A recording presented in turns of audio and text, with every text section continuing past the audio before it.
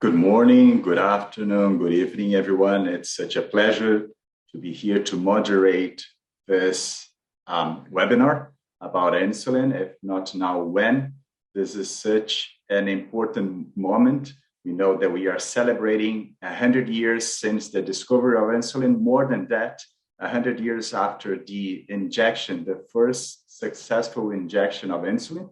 We know that on January 11th, we had, the celebration of the first insulin injection, but it was not truly successful. Only in January 23rd, it was truly successful, 1922. So that's why we are here today to celebrate this important moment.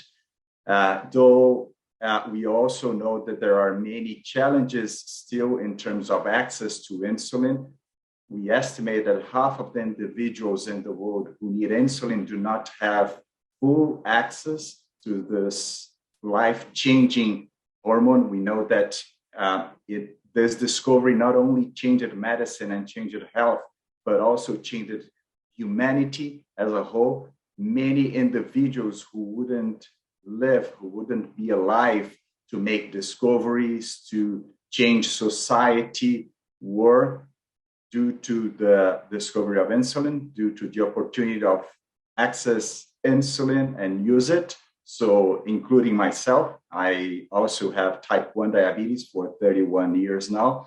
So almost 1/3 of the time of this discovery that I have been benefiting and living due to this amazing and important to everyone discovery, but obviously we want everyone who needs insulin to have access to it.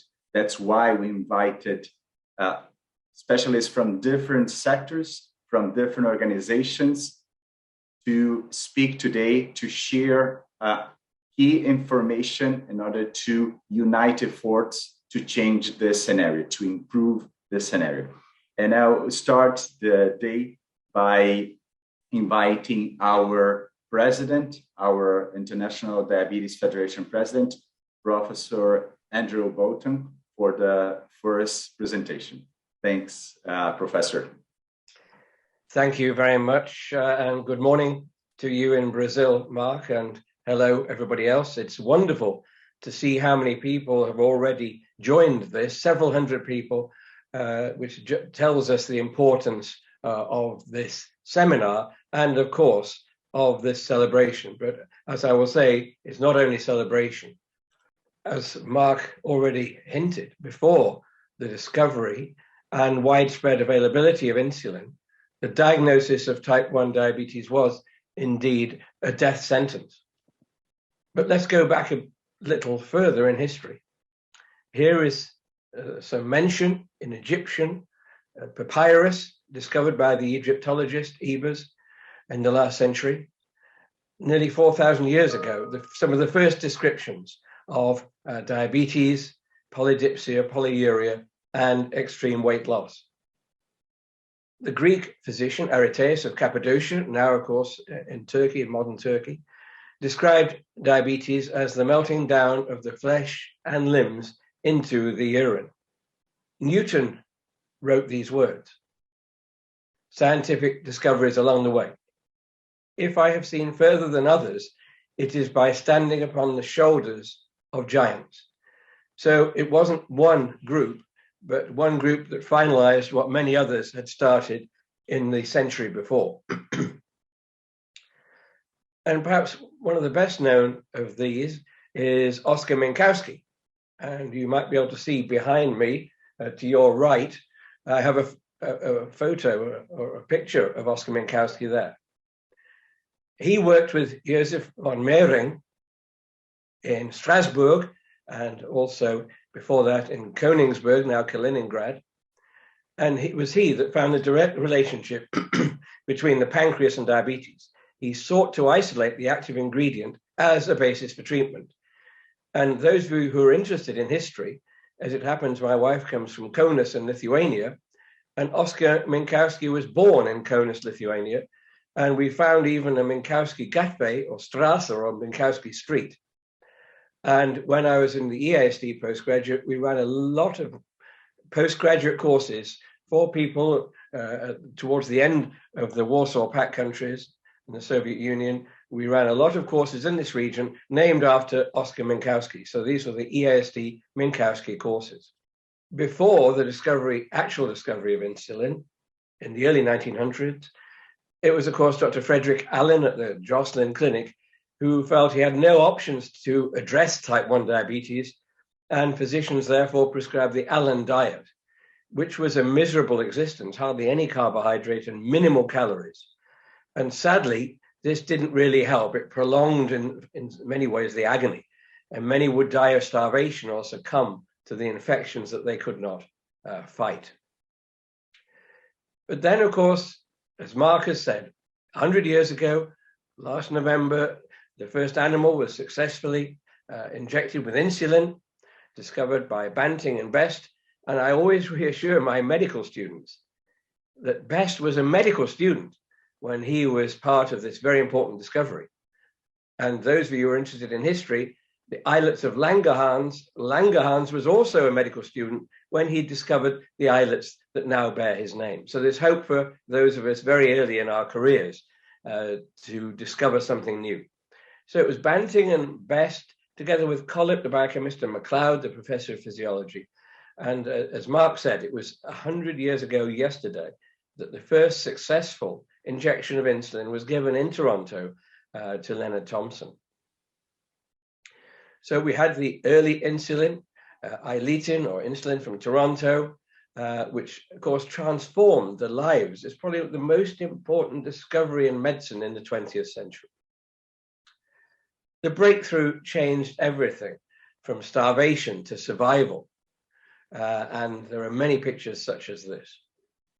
The breakthrough changed everything. Initially, insulin changed everything, but only for the privileged few. And what we really want to see now is nobody anywhere in the world not being able to access the medications they need for diabetes, especially insulin. And of course, quite appropriately, the Nobel Prize for Physiology and Medicine in 1923 was awarded to Banting and MacLeod. Banting shared his half with Best and MacLeod his half with Collett. Therefore, the four were all recognized. And the early days with glass syringes, many of you may remember my first diabetic clinic I did. It was in 1977, so that's quite a long time ago. Glass syringes, no home blood glucose monitoring, urinalysis. How things have changed. So before the discovery and widespread availability of insulin, as I said at the beginning, the diagnosis of diabetes was a death sentence. Sadly, as I've already hinted, in some parts of the world, it still is a death sentence. What IDF, and I know our friends on all this call, especially from WHO, we're all working together to ensure the early and accurate diagnosis of anyone with diabetes type 1 or type 2.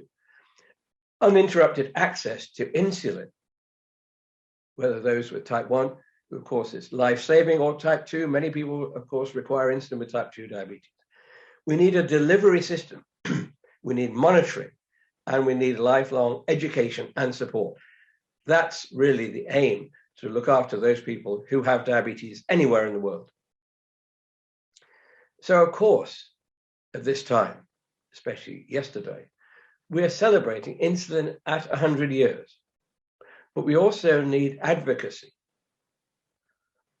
And for our World Diabetes Day, starting last year and running into 2023, of course, we're having the centenary of insulin celebrations, but we want this to be a broader, multi-year program dedicated to access to diabetes care.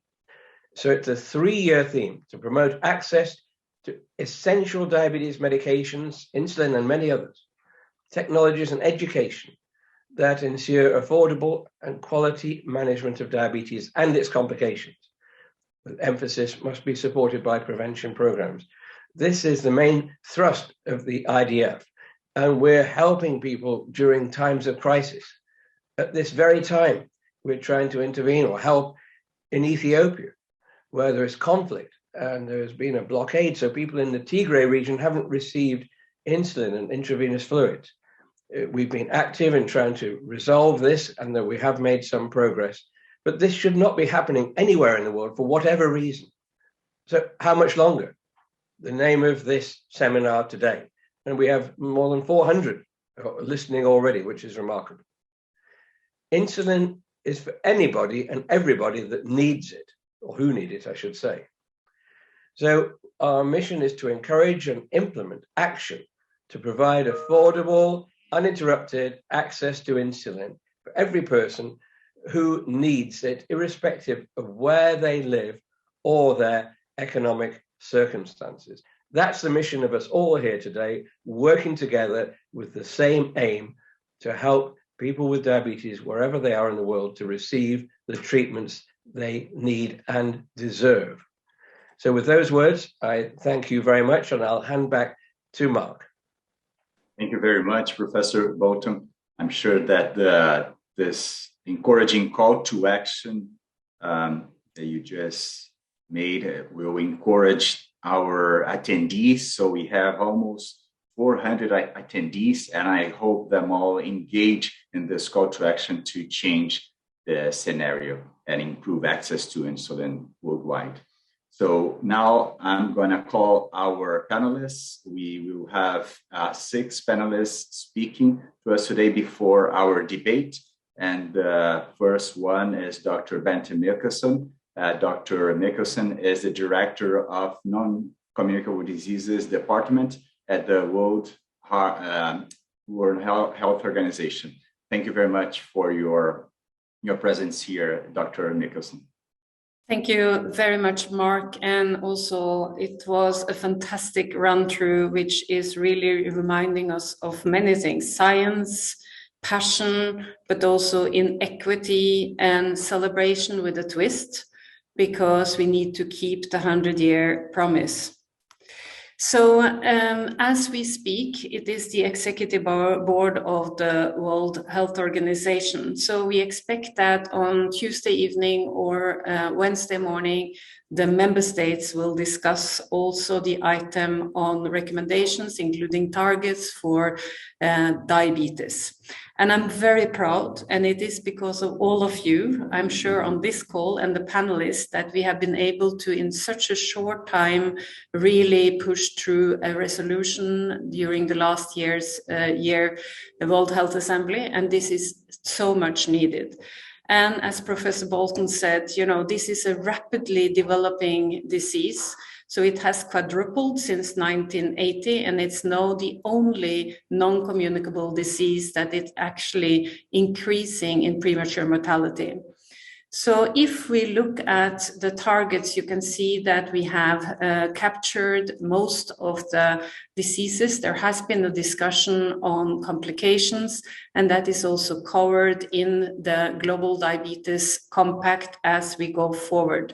So we sincerely hope that this will go forward towards the World Health Assembly and will be adopted in one of the next few days for that discussion in the World Health Assembly.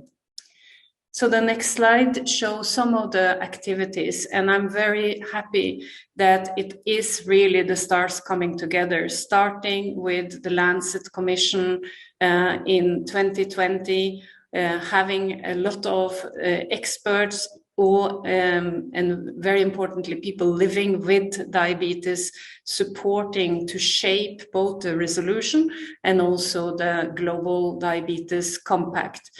And we have celebrated together with IDF the World Diabetes Day. We have had heart talks for capacity building. We have formed a forum for all partners to come together.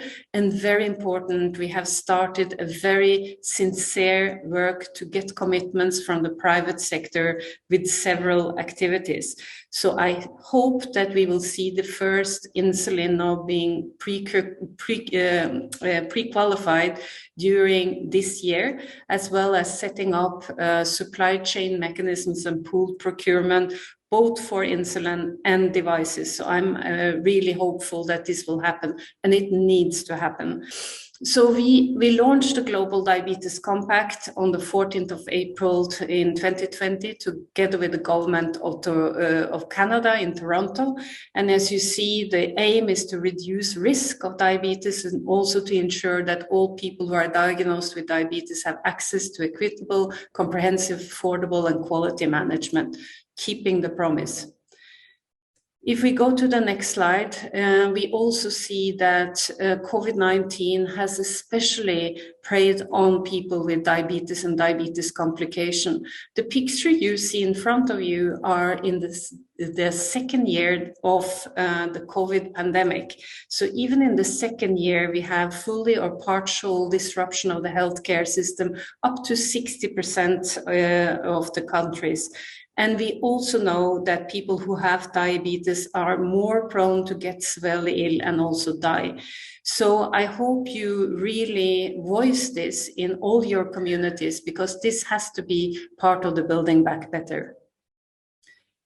In the next slide, you see the different work streams of the Global Compact, and you were talking, Professor Bolton, on it cannot be only for 1 year, and I'm very happy that IDF commitment is for 3 years. I'm sure that we have to continue this at least now until 2030 and to be very ambitious. So as you can see, it is about access to essential diabetes medicines and technologies. It is, of course, that we need still to develop technical products from WHO, like for thermal stability. We are about to do global price tagging, which is important to get the understanding from the ministries of finance. We want to continue with prevention together with colleagues, and there is also a discussion in this EB about obesity, health promotion, health literacy. We have started the country support, and we are fundraising, and we have successful fundraising for, of course, only small amount of money, but it will at least support and start the work in a better way and scale up in the next phase. And we do research and innovation, and we will have many opportunities to look into research and innovation and data collection. And of course, we need to work on governance, and this is why we have all these different things set up, a technical advisory group for diabetes and also a compact forum.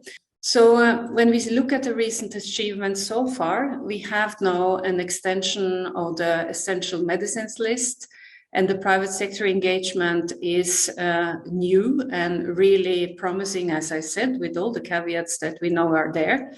So we have expanded the WASK to include also SGLT2 inhibitors that is now on the EML list. We have started pre-qualification. We have a very important publication of the Access to Insulin report. I will say 2 more words about that.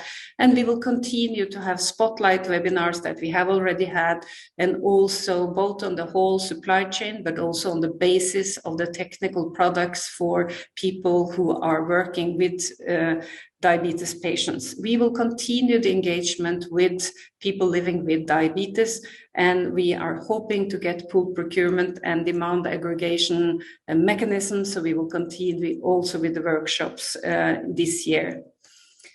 On the next slide, you can see the additional products that are now on the essential medicine list.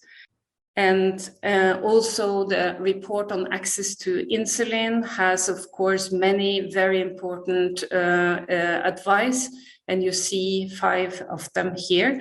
But I would really advocate for this report. It's done by Mariangela Simela's team who work on medicines and products in WHO. So it's about improving availability, affordability, addressing the access problems associated with devices and services, building capacity, and also investing in infrastructure and support research and development. We cannot do this alone. We need to be together. And that's why I'm so happy that at the moment, I think we have close to 60 organizations signed up for the Global Diabetes Compact Forum. If you're not still yet there with your organization, we will put in the chat a link that you can access to join us. Thank you very much. And I think that's my last slide. Thank you. Thank you very much, Dr. Nicholson. And we as a community of people living with diabetes and healthcare professionals and family members, we appreciate so much this effort of WHO in diabetes and improving diabetes access to insulin, to technology, and improving diabetes care worldwide.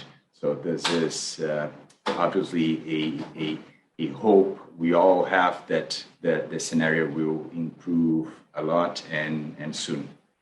Thank you very much. So now I will invite Professor Juliana Chen. Professor Chen is the director of Hong Kong Institute of Diabetes and Obesity.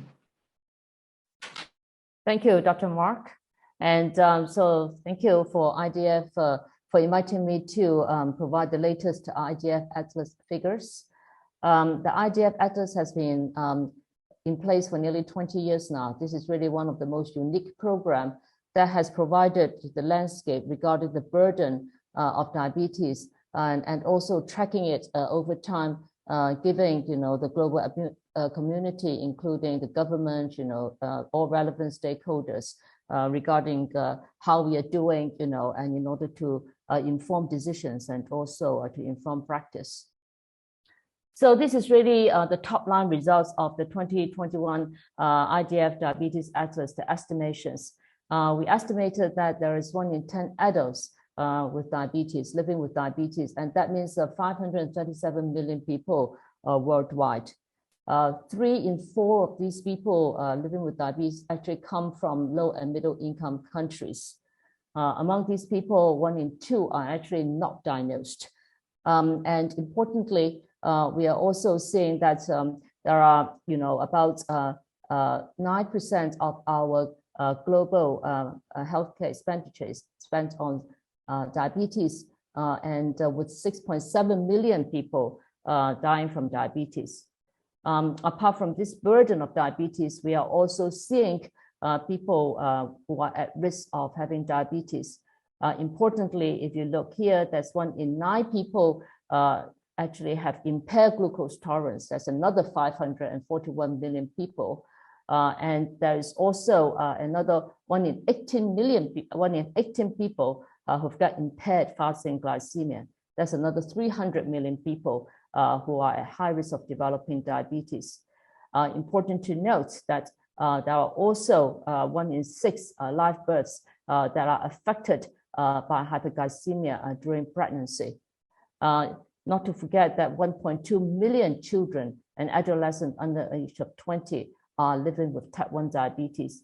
So we really have the young people, the old people affected, and this is really truly a life course disease where people might be at risk from the moment of conception, affecting the young, the middle age, and also the old people, with a lot of people not being diagnosed and not being treated and not controlled. This is the map, and you could see that in all these 7 regions defined by the IDF, over the last few years, the number of people with diabetes is actually going up. It continues to go up. Among these 530 million people with diabetes, they are distributed around the world, with the highest increase in the low and middle income countries. The largest increase in terms of the number of people having diabetes will come from Africa. We expect there will be nearly 2-fold increase in the number of people with diabetes there. This will be followed by the Middle East and also the Arabic areas. And then this will be the third region will be the Southeast Asia, particularly India. And then there will be the South and Middle America. And finally, we are also seeing this in other developed countries as well. So the majority of the increase will be happening in the low and middle income countries, where they really, if we do not actually treat these people early, identify them early, they will have a big problem in coping with the burden of the complications. Okay. These are really the number of people who have got undiagnosed diabetes, and here as we said, 1 in 2 people are not diagnosed. And here you could see that actually the number of people who are, a lot of these, more than 65% of people are undiagnosed in those areas which are actually shown, the one painted in dark color. And a lot of these, including, for example, Africa and also China, these are some areas which actually have nearly 30% of people, less than 50% of these people are actually diagnosed. It's only in the high income areas, such as North America, Europe, and Australia, where we have the detection and also the prevention program put in place. So another important strategy will have to identify these people early in order to treat them well, in order to prevent the onset of the complications. These are again, the number of people with impaired glucose tolerance and high fasting glucose.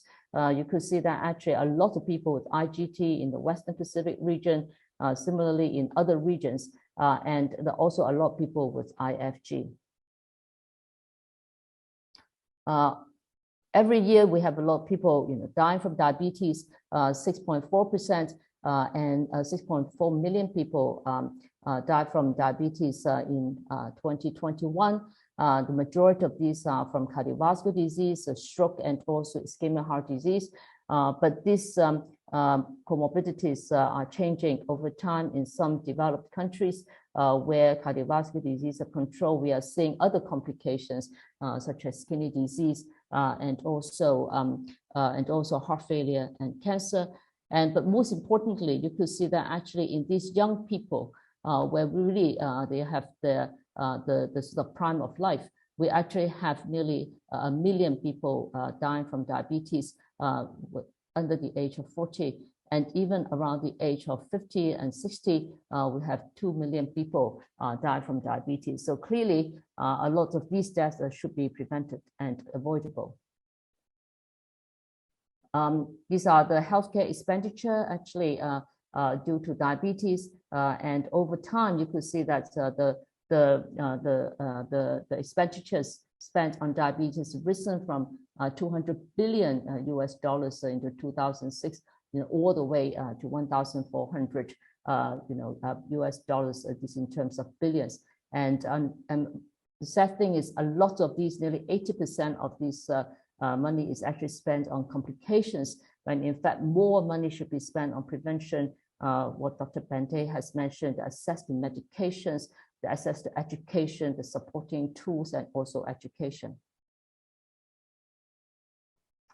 Of course, you could see that actually in the high income areas, they are spending more money on the diabetes. And for example, in the high income areas, the per capita is about 6,000 US dollars. These are related to diabetes healthcare expenditure. And whereas in the middle income countries, this is about 3,000 US dollars per capita. But you could see that despite 80% of people with diabetes were coming from the low and income countries, really the amount of healthcare expenditure in protecting the health of these individuals in terms of identifying them and treating them is really abysmal. And this is really where a lot of efforts have to be put in order to ensure that we can prevent this avoidable death and disabilities. And in terms of GDP, in most countries, they are spending about 10% of their GDP on diabetes care, mainly in America, particularly the North America and also South America and Central America. 1.6% of the GDP is spent on diabetes, followed by the Middle East and also North Africa and also Western Pacific region. But there's a lot of improvement in other areas where the government and also the payers will have to invest in this disease in order to ensure the sustainability of the healthcare system. So in summary, in 2021, the IDF addition of the IDF 10th edition of the Atlas estimates that 1 in 10 people aged 20 to 79 have diabetes, and this equates to 537 million people in the world. By 2045, this number will increase to 784 million. There's still enormous gaps in our estimates because of absence of data or low quality data, and we need this data in order to inform decision making. As we hear, there is a strong need for effective intervention strategies and policies in order to implement all the evidence that we have already collected over the last 3 decades in order to protect the health of these large number of people. Thank you.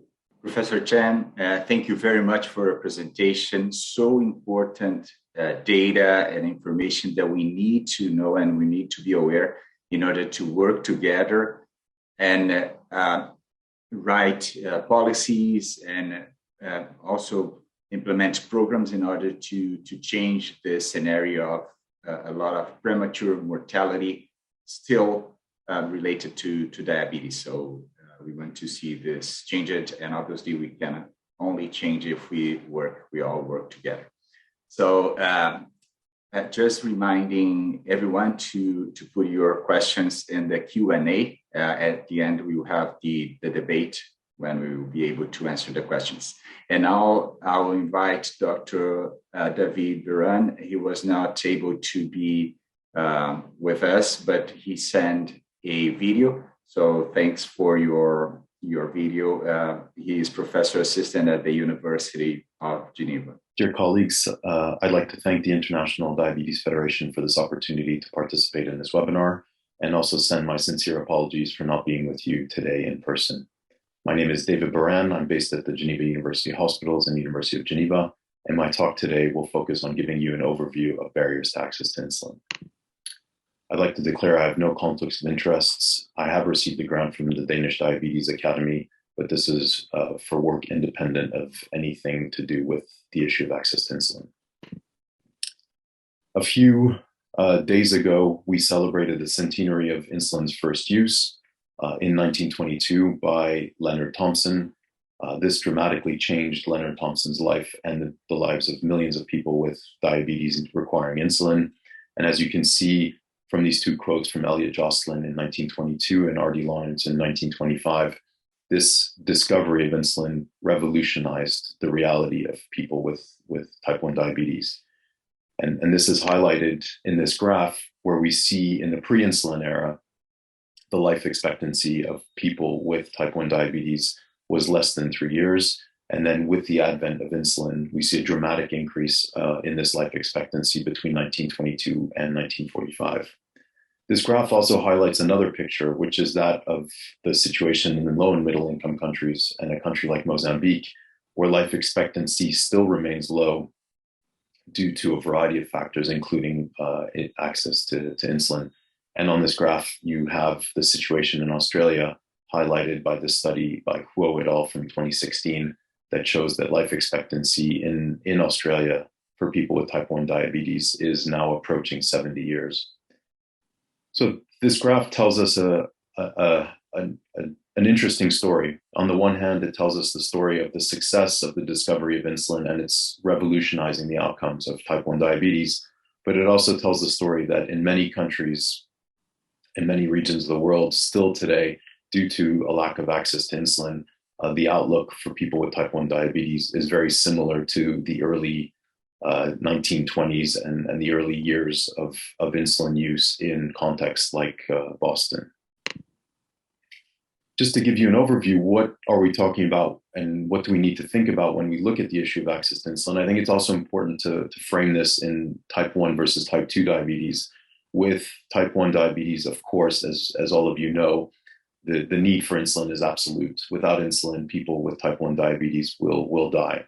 But also recognizing the differences in numbers of people with these 2 types of diabetes and what does that mean for the global response. So for type 1 diabetes, it's estimated based on a paper published last year by Green and colleagues, which I was part of, that there are about 9 million people with type 1 diabetes. We see globally that type 1 diabetes affects all ages, not only the pediatric or young population, but actually globally, the majority of people are aged 40 and above with type 1 diabetes. And most importantly, and of concern, is that 2.6 million, almost 2.7 million people live in low and middle income countries where challenges with regards to access to insulin and the delivery of diabetes care exists. For type 2 diabetes, 406 million people have type 2 diabetes. 60 million need insulin. Globally, 1 in 2 people have access to this insulin, and this access can either be, they can get the insulin, but also linked to health system and management and guideline issues. Whereas in Africa, it's only 1 in 7 have access. And this is based on a study by Basu and colleagues published in 2019, which clearly shows that the need for insulin is much higher in type 2 diabetes because of the overall number, and that access to insulin for type 2 diabetes is also variable between different contexts. So what are the challenges with regards to access to insulin? And I think what's important is to see these challenges go from the very top, so research and development, all the way down to the use of the insulin by an individual, be it in Switzerland, the United Kingdom, or Mali, or Vietnam. So if we look at research and development, we see that patents are not a problem for insulin, but that there is an increase in patents on delivery devices. And one could argue, and there's not enough time to have this discussion, is have we seen true innovation in diabetes even since 1922 and the discovery of insulin? And also in parallel is that innovation in diabetes has always come at an increased cost. If we look at manufacturing, insulin is a biological product. It's more complex to produce than a chemical medicine. And we also have a domination of the market by 3 large pharmaceutical manufacturers, Novo Nordisk, Eli Lilly, and Sanofi, who control over 90% of the market, both in terms of value and volume. If we look at the next step that a medicine needs to take, is marketing and registration. So this requires a complex regulatory process for biosimilar products, and also that there's a lack of capacity in many low and middle income countries to properly register and check and make sure that the products entering the market are quality and safe to use. Once this is done, there's selection, pricing, and reimbursement. Government policies and processes exist for the selection, pricing, and reimbursement of medicines. These vary between countries. How are medicines chosen? How are they put on an essential medicines list? How are they included in guidelines?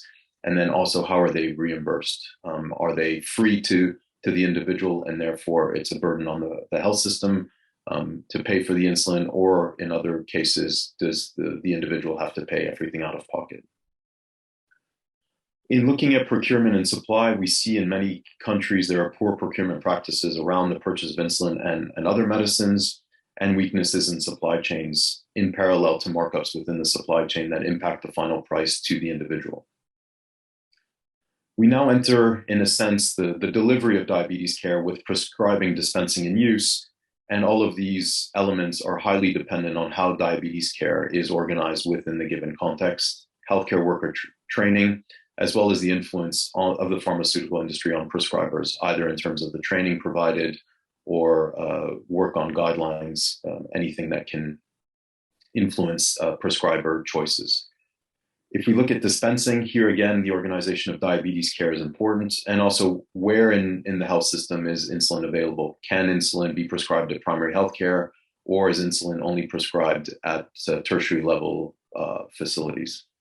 And then finally, if we look at use of insulin, this again is access to diabetes care for populations. Can they access diabetes care close to home, or do they need to travel again to a large city or the capital city and get their diabetes care in a hospital? We also see high prices of insulin in different contexts for populations, both in the public and private sector. We see an increase in use of analog insulin, again, leading to higher costs for individuals. And overall, the availability and affordability of all the necessary diabetes-related supplies, syringes, blood glucose testing, et cetera. And are these available and affordable to individuals who need them? So I think here we're dealing with a complex issue, and I think we shouldn't shy away from the complexity and try to oversimplify the solution. Solutions are needed both at global level and at health system level, and we need to address these. That also one size will not fit all.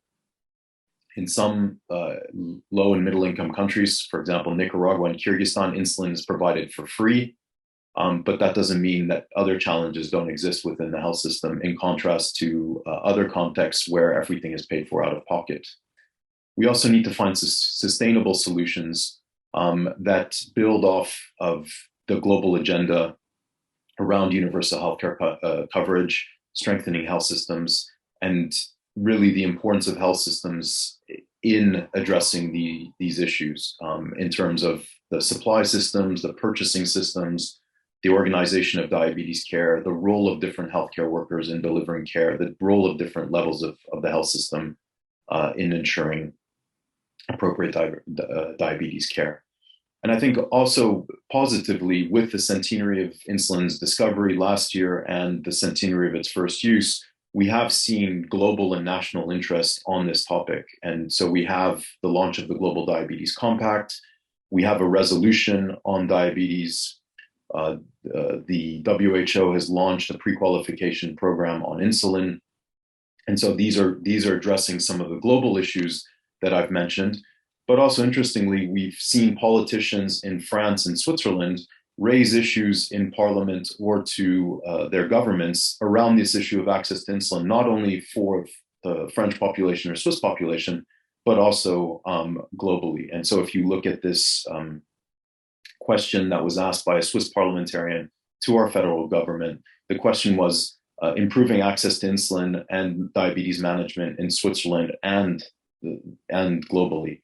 And so I think it's an interesting opportunity to build off of these global and national realizations of the importance of diabetes around the centenary of insulin's discovery and first use, and really try to move forward as we enter 2022.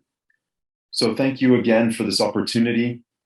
And again, my apologies. And if you have any questions, please feel free to send me an email. Thank you. Well, after the presentation, I think I don't need to say that Professor Buran is one of the main researchers in this area of access to insulin, diabetes medicines, and other supplies. So in the entire globe. So please send him questions and comments if you have to the email he has shared.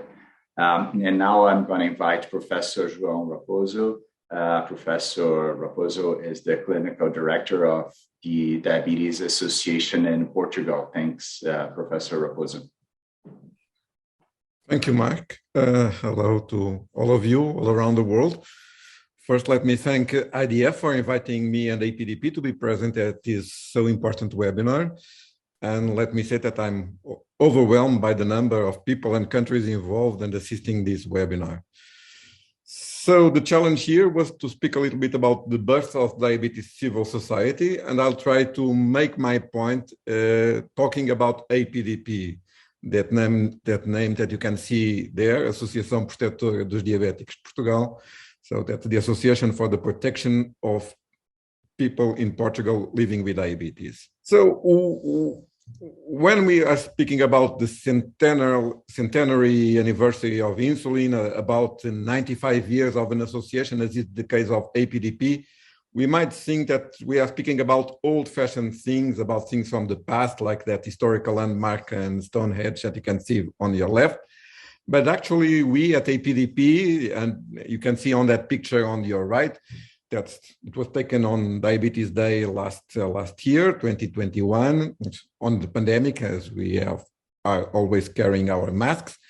But this is a living association and quite an important association, and we think that our example can be adapted all around the world, and at least you can learn what are our weakest points and our strengths, or at least the ones that we are thinking about it. And so it's a kind of back to the future thought. So it's learning from the past, but projecting to the future, and just presenting a little bit of what's the role of the patient association. Because up to now, and I think you have heard from all the previous talks, the point now from the WHO, the point from IDF, and the problems, we all know about the problems. But when speaking about solutions, we have to include the role of the people living with diabetes, the role of the civil society, and the role of the patient associations. And for that, just let me introduce this concept of the expert patients as defined by the British Medical Journal a couple of years ago.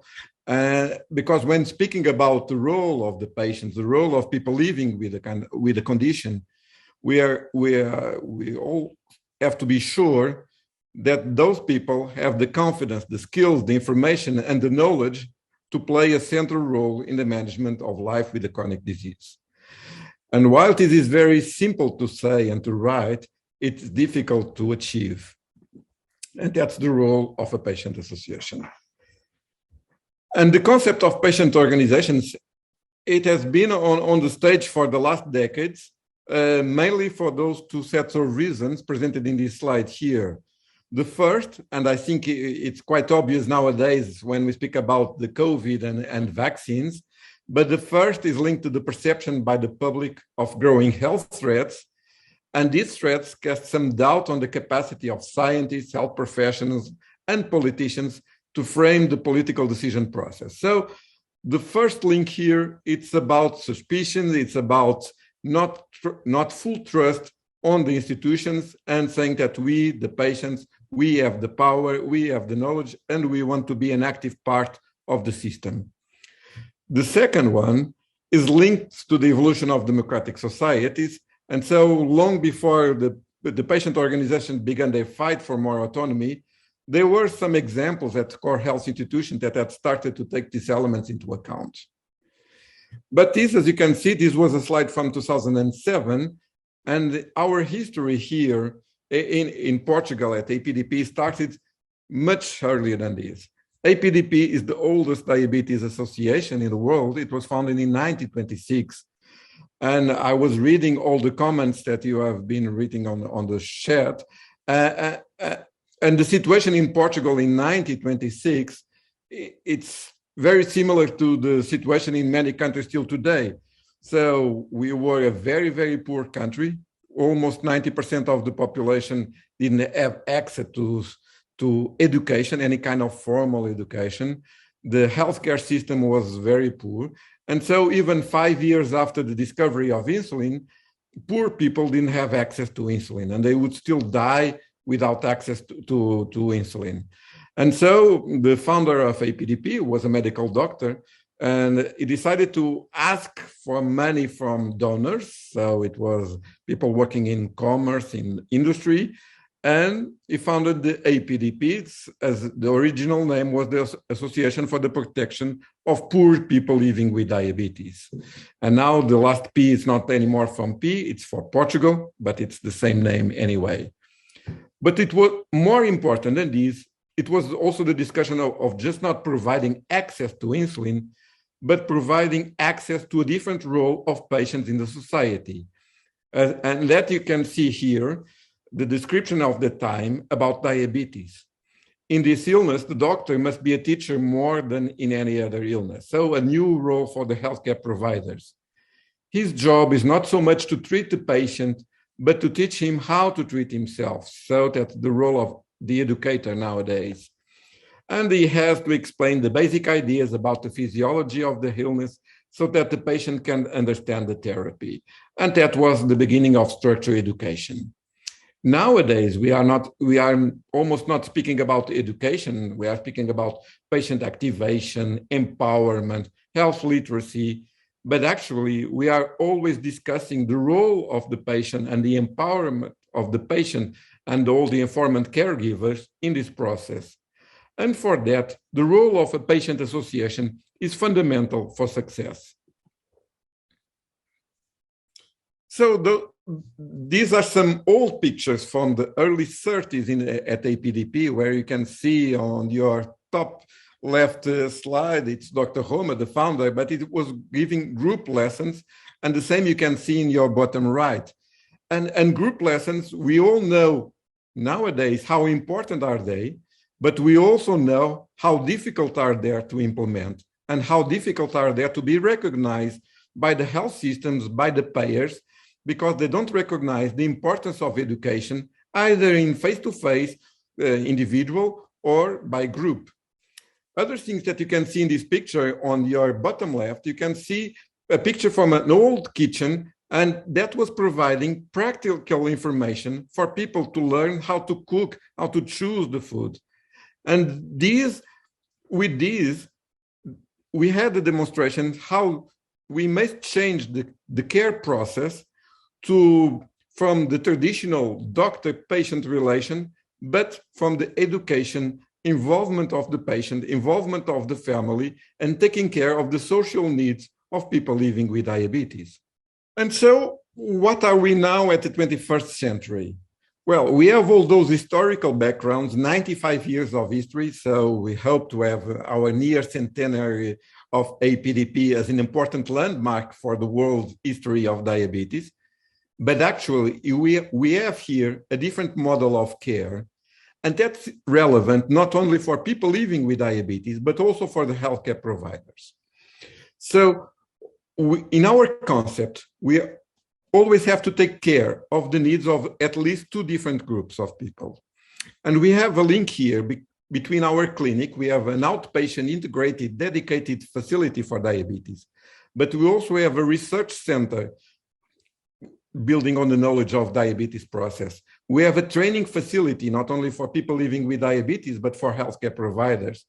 And we have a lot of community intervention process, not only on diabetes prevention, but also on diabetes support for people already diagnosed with diabetes.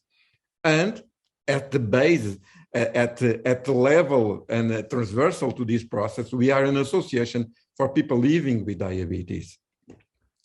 And another very important thing when working on this field is our recognition of quality. And for that, it's very important that we are part of national and international networks of institutions like ours, like other association of people living with diabetes. And so my challenge to you, and I'm almost at the end of my presentation, a very short presentation, but I'll be happy to answer your questions at the end of this. We have a challenging role, and I think that's also the role of the patient association about civil society in the world. We have a unique model in Portugal. It's targeted to customer needs. And again, the customer needs here are the people living with diabetes and their families. We have also the healthcare providers, but we also have the health system. And the end result of this interaction is what we do here at APDP. But we are also challenging that conventional model of care, because people living with diabetes, they actually need what we call now the integrated care on diabetes. We should not split the care process between primary care, secondary, tertiary care, because the needs of people living with chronic condition, they go from primary care to hospital care, and we should not spend most of the time of people living with diabetes going from one place to the other place. And we should be able to start that discussion, what's the right model of care for people living with chronic condition.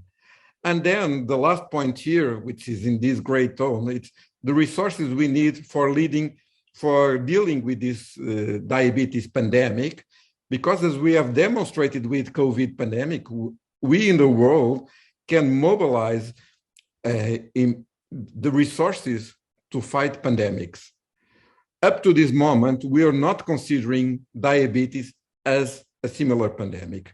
That's also a very important point of our discussion. It's the perceived value of diabetes compared to other diseases.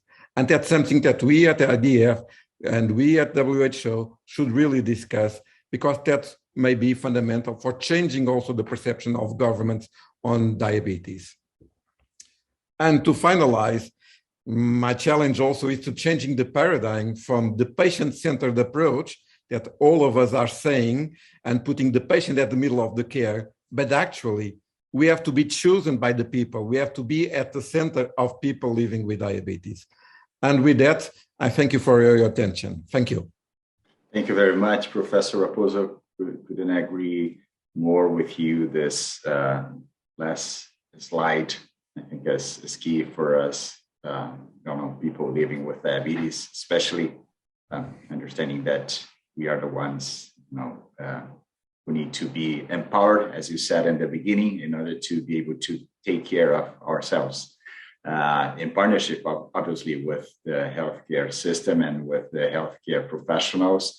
And obviously, I need also to thank you for all your work leading APDP, so an organization that inspired many other diabetes associations globally.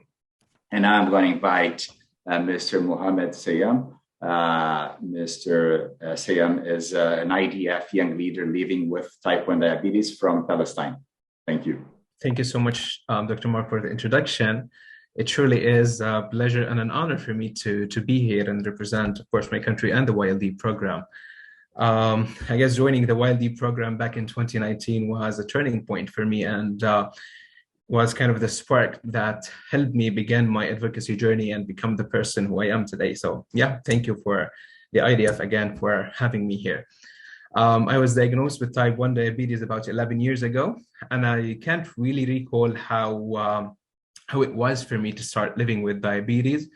I guess as a child, my understanding to the word diabetes itself meant just how the community envisions diabetes as, do not eat carbs and go for a walk. And of course, because of this culture that we had, my family had a lot of restrictions supporting me and very little medical and educational support. Even starting insulin was hard for me. It was a challenge for an 11-year-old to learn and get used to injecting himself every day. And I guess I had to accept my fate after all. But yeah, now that I've grown up and I started to advocate and raise awareness and that I'm becoming a part of the diabetes community around the world, my challenges have changed into wider challenges. I had a wider perspective. I have a wider perspective right now that focuses on the whole diabetes community, either in my country or around the world. And as part of the diabetes community, we all feel responsible to help. And I believe being part of this webinar and us being all here right now in this webinar is part of our responsibility and our action to help. The fear that people can't afford insulin or get insulin is something that I can't imagine. And as anyone who's living with diabetes, I can't imagine my life without insulin. And in fact, I wouldn't be here in front of all of you right now without it. And that's why we keep fighting. That's why we keep pushing for a better future for the diabetes community around the world. That's why this centenary means hope for me and for millions of diabetics and their families around the globe. Insulin is the reason why let me say that why we're all alive. Insulin is the reason because of insulin right now we know, and because we know what it means, we keep advocating for it as a human health right. People need to learn more about it. People need to learn more about the story behind it, the history of insulin, and get inspired just as we all are at the moment by everything that happened throughout the 100 years journey of insulin. And lastly, I expect a lot from the upcoming 100 years. I want to be part of the change, and I want all of us to be part of the change that we want to see in the diabetes community. I expect more efforts. I expect louder voices, more aware communities, and more education. I expect insulin to be accessible and available for all. So I guess I have to say, fingers crossed, we'll keep a good fight for insulin and for the rights of diabetics around the globe. Yeah, thank you. I don't want to be long talking. Mohammed, thank you very much. At IDF, we are very super proud of having you and the other young leaders, so true change makers, so who are now obviously who are not the future. It is part of the past saying that the youth are the future, right? You are the present, and you are changing now the scenario of diabetes and of many other social challenges that we have been facing in our society. So thank you very much. And now we move to our next panelist. So I'll invite Ms. Shima Nuaguagui, and she is an IDF Blue Circle voice from Nigeria. Thanks for your presence. Thank you very much, Mike, and thank you, Mohammed, for your brilliant presentation. 2001 and 2003 was when I first had my gestational diabetes with my second and my third daughter. When I had them 6 months after my third daughter, I was diagnosed with type 2 diabetes. It was a traumatic one for a young mother, a young marriage. And over here in Nigeria, diabetes is perceived as old people's disease and not for a young mother like me. But I embraced it, and I was lucky. I had an endocrinologist who was a very good doctor. He pushed me through and introduced me to a support group. Then my journey began. I first started using insulin when I was diagnosed with my gestational. That was my first encounter. Number one, I was afraid of needle, but now I was told that needle is, through the insulin, injection of insulin is going to save me and my baby. And that's how my journey with insulin started, 2001 till date. I have been using insulin. I had to learn to inject myself. I had to learn to feel pain. I had to learn to understand the world around insulin and how a beautiful product it is to my body. Because without insulin, I will decay. People without insulin will decay. Insulin is like oxygen to our body. Insulin is like salt to meal. You eat salt, without it, you don't have any taste. But that's what insulin is. Insulin is a lifesaver, and it has saved me. And today I was able to deliver my children. I've had 4 children with diabetes, and they're healed and healthy. And so many other people, though I lost my parents to diabetes. And because of lack of knowledge, of not knowing what insulin can do.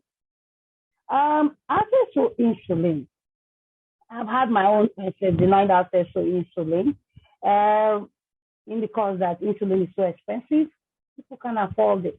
I can, as average a Nigerian that I am, I still could not afford insulin sometimes. And also, government policy does not allow us to have access to it because some of the pharmaceutical companies bring in insulin and they are delayed at the port due to bureaucracy of importation of foreign goods and drugs. Government policy generally. Every year you have shortage because that government allowed it to be at the port and expired, so it no longer it does no longer have potency. We have suffered that. So you see, we who are living with it being denied access, and it becomes more expensive.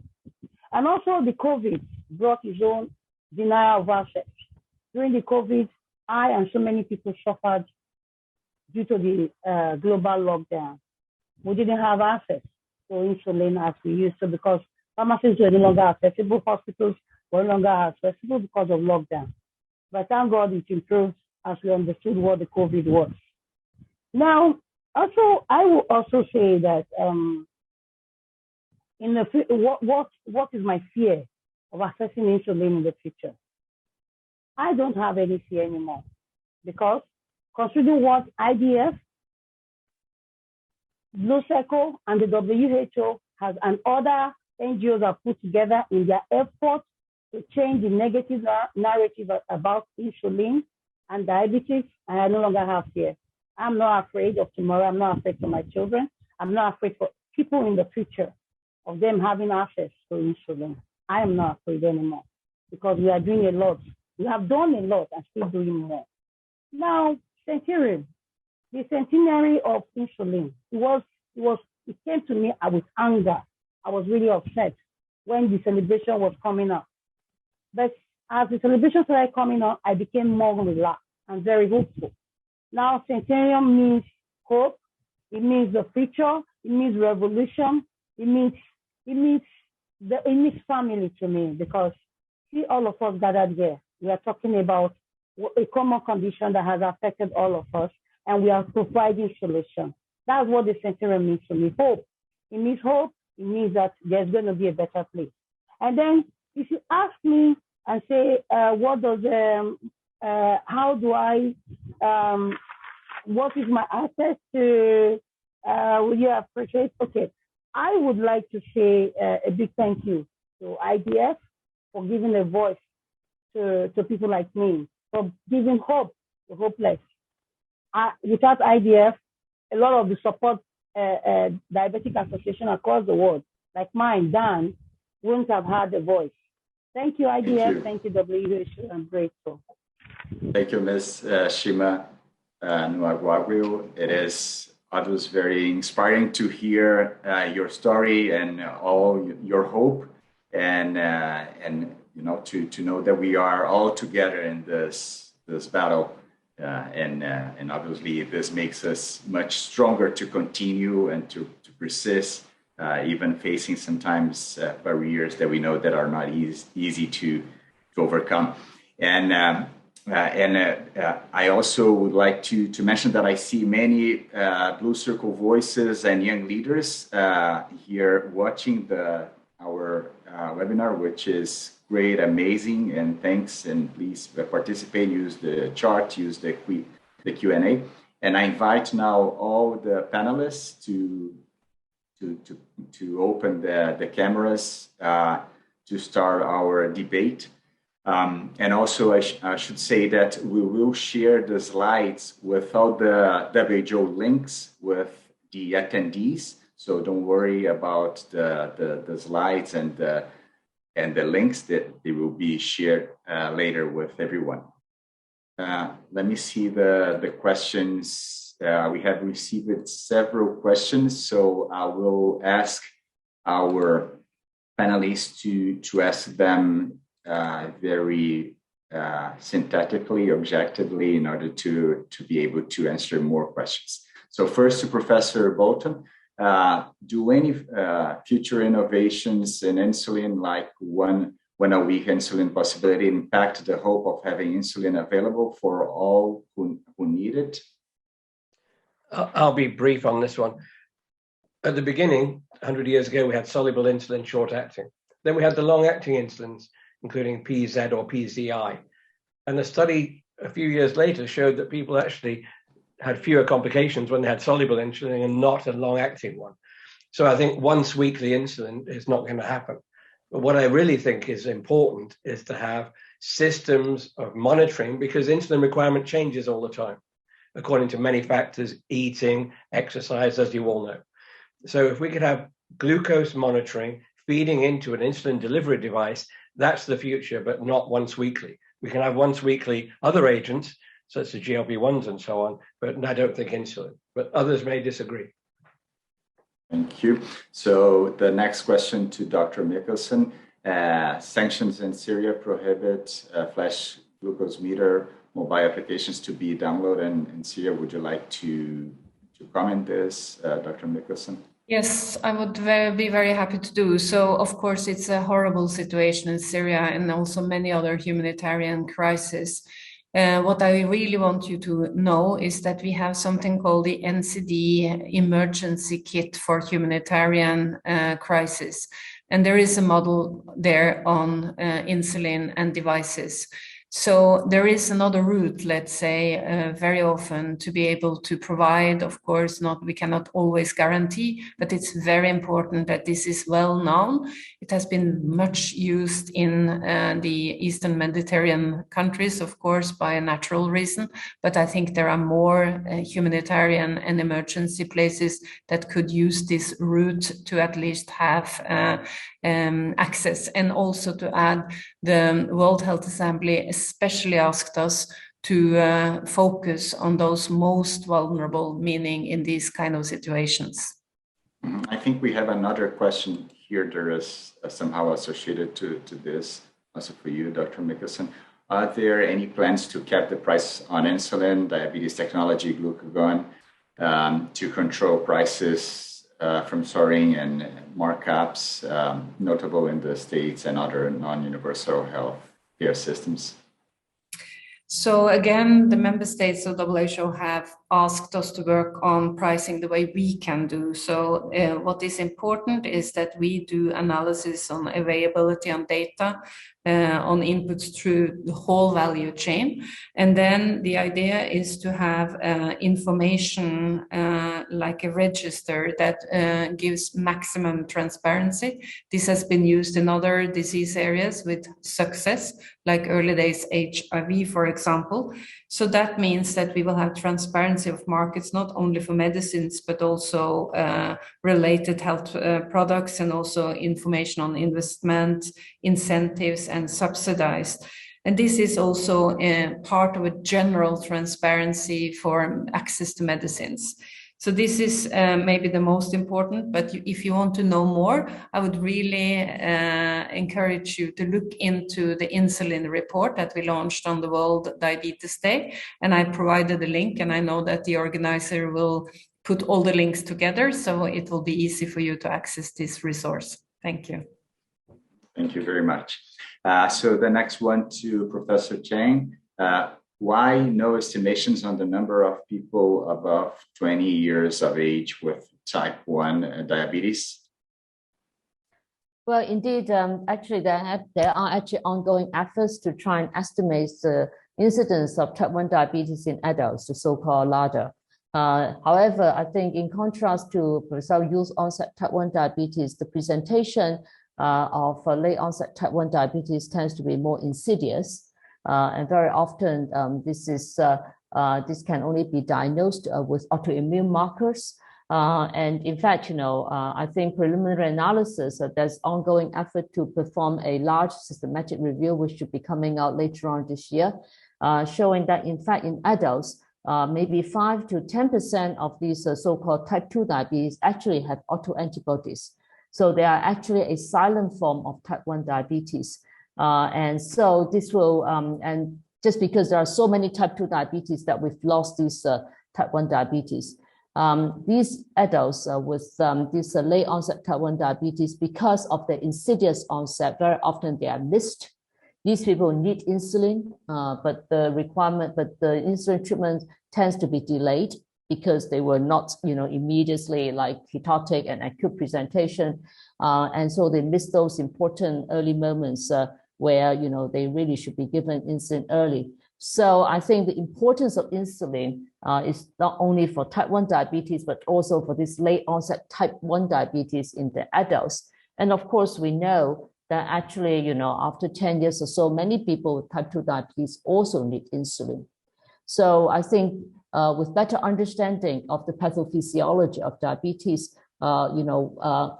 even in adults, autoimmune type 1 diabetes, other form of insulin insufficient diabetes is going to emerge.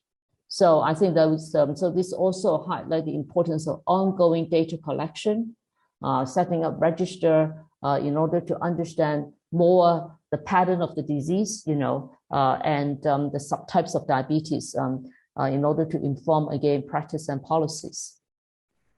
Thank you. Yeah, and I think that Professor Duran also showed some data on this. And I'm going to ask Professor Bolton now a question that is also associated to this one. There is regarding type 1 diabetes being diagnosed, 50% of that. So type 1 diabetes diagnosed in adults, according to who sent the question. So, and this limits the access to some technologies and medicines, apparently. So it says also that in Canada, cover to insulin pumps only if you request before 18 years old. So how can IDF work with various stakeholders to have that shift and ensure equal access across age regardless of time of diagnosis? Well, thank you very much. I saw that question come in from Canada. And of course, they were worried there that the access was not equal to adults with type 1 than children. I think many countries, it varies from state to state in the United States and probably in Canada too. So in many countries, we have transition clinics for people transiting from the pediatric service to the adult service. And for example, in the National Health Service here, access to all people with type 1 diabetes, whatever age they're diagnosed, is available for most of the systems required, including insulin pumps if they qualify for it, continuous glucose monitoring, and so on. So I think we can help by working with our regional offices. We have 7 regions of IDF and more than 200 member associations across the world, and working to come to some uniform approach which can be proposed and might be adopted by many countries. And I think it's not just one country. We should be talking about the whole world, and access to the devices needed as well as the insulin itself. Thank you, Professor. I have 2 questions here for Professor Dr. Nicholson. So the first one, most low-resource countries invest in health systems, goes for hospital care and not primary health care. Integration of diabetes care and primary health care is crucial, according to this question. I think we can go to this first and then to the next, since they are quite different. Thank you very much. And I think this is extremely important, because even if we got insulin, and we actually have situations like that, both insulin and devices, and it's like the vaccines, it has been thrown away because we don't have health systems to respond. And of course, as you all know, one of the main things in sort of the SDG agenda is really to strengthen the primary health care system. So I think we need to keep this always in mind, and that's why we have this as one of the work streams as well. And the good news, and I was so happy when I listened to Mohammed, who had hope, and I think that's what we need to apply here. So the good thing is that more and more of those countries that want to invest in aid for this area, they very much encourage WHO to support countries to build strong primary health care facilities with capacity building, both for the healthcare workers, but also actually for health literacy for those who are in need. So I just want to stress that it is very sad when we see that it's the sort of the third level of healthcare that is strengthened. So WHO do what we can to sort of revert this into primary healthcare. And I think especially for chronic diseases like this, it is absolutely necessary. So thank you for the question. Thank you.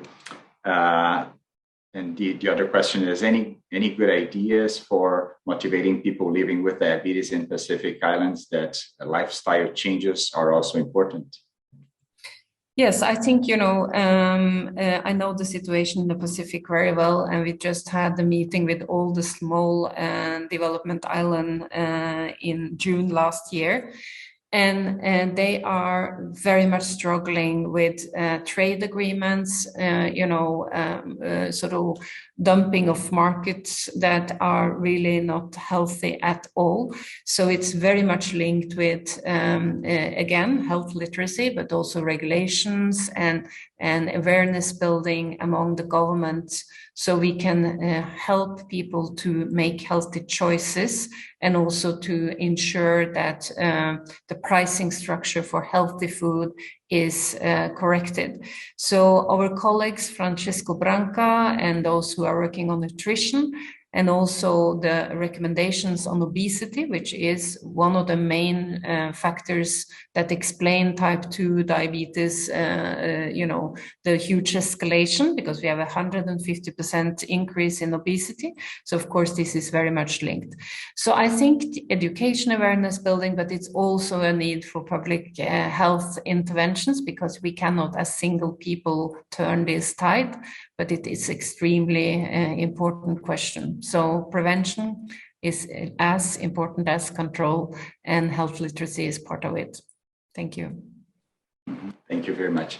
Now I have a question for Mohammed. So Mohammed, how is the fact you live in a place suffer from chronic conflict situation affect your diabetes care? And what would be the incentives, motivations for children live in such situation to keep up with their mentality, motivation, and hopes? Thank you for the question. Surely it is hard to stay on track with diabetes management. and control, of course, with all the stress and conflicts around us, especially in my country and in the area here. I believe the challenges in such areas are a lot. The community is responsible, the healthcare system is responsible, the governments and the politics in general are also responsible. So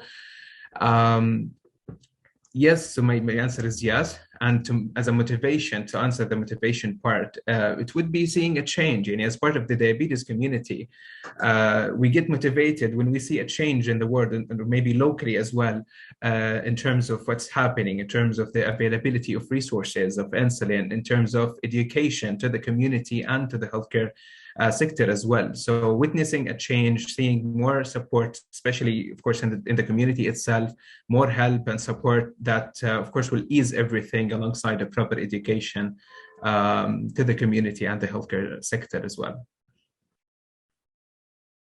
Excellent, thank you. So now I have a question for Professor Raposo.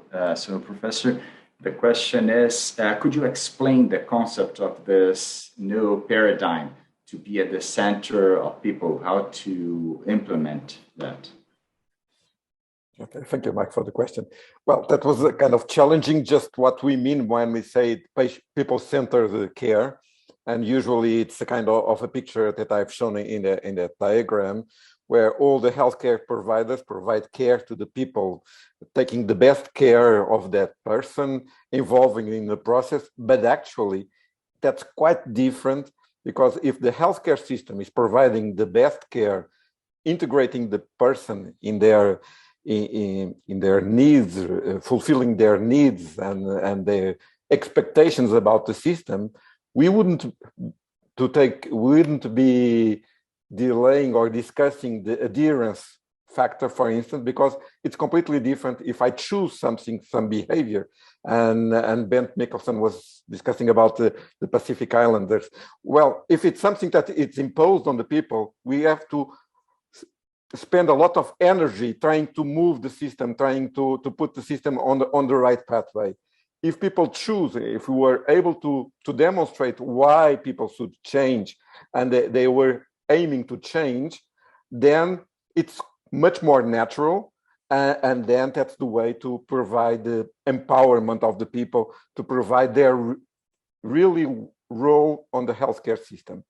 And just a comment also, because diabetes is not just health, what the poor concept of health, and I think we have demonstrated that also, but it's much more about the social determinants now that we are always discussing. And if we are trying not only to split between the primary care and the hospital level of care, but also about health and the social determinants, and if you don't take a global approach on this, I'm pretty sure that we won't be tackling this pandemic of diabetes. Thank you very much. Yeah, I think that's an important paradigm shift that, if we empower people, so my feeling is that it will improve the situation everywhere. So people will be able to obviously take care of themselves and make best choices, and it will be important. So now we need to close the debate beyond the time, and I would like to thank all the panelists. It was a very rich debate, and also all the presentations were full of content that I believe motivated us all with, what we know and what we need to do from now, and how to get together to make this change that is needed in the world. And obviously everyone that stayed with us, watching and participating very actively through the chat and through the Q&A during this session. Thank you very much.